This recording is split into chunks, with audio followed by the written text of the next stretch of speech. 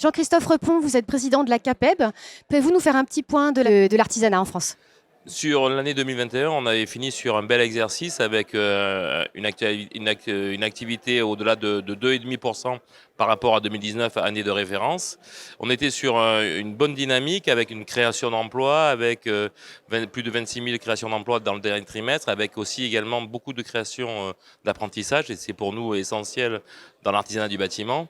Mais on se retrouve dans le contexte, j'allais dire français, hein, avec cette crise ukrainienne, plus la hausse de l'énergie, avec une crispation forte des matériaux, en pénurie et en hausse des matériaux. Et dans le monde de l'artisanat, c'est très compliqué de travailler à 24 heures sur des prix et des augmentations de plus de 25, 40, 50, 60%. Et on avait vu que nos artisans n'avaient pas beaucoup répercuté la hausse des prix en 2021, et il apparaîtra essentiel en 2022 qu'ils le fassent, parce que sinon c'est leur société, leur entreprise qui sera en difficulté.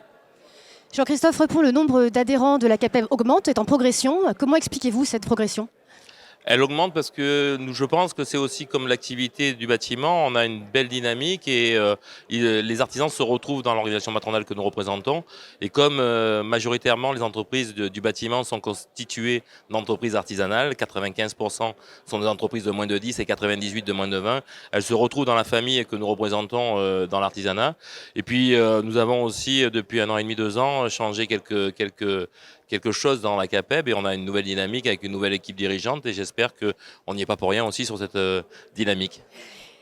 Une dernière question concernant votre présence ici ce soir à l'élection des produits du BTP et Mat d'Or organisée par Sageret.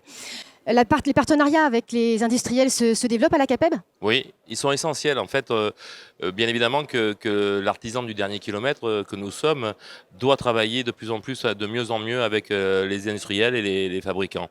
Puisque nous sommes dans notre quotidien, nous, ces industriels nous créent les produits, et nous sommes à la pose, à la mise en application, à la prescription. Et donc nous devons travailler de plus en plus avec eux pour travailler dans l'étude et recherche également, mais également aussi pour que notre quotidien soit plus facile et plus agréable à travailler. Du coup, pour attirer de plus en plus de jeunes dans nos métiers du bâtiment, puisque nous avons, comme l'étude de la DARES qui est sortie il n'y a pas longtemps le prouve, nous avons 15, 20, 30 ans de travaux très intéressants dans le bâtiment. Merci. Merci.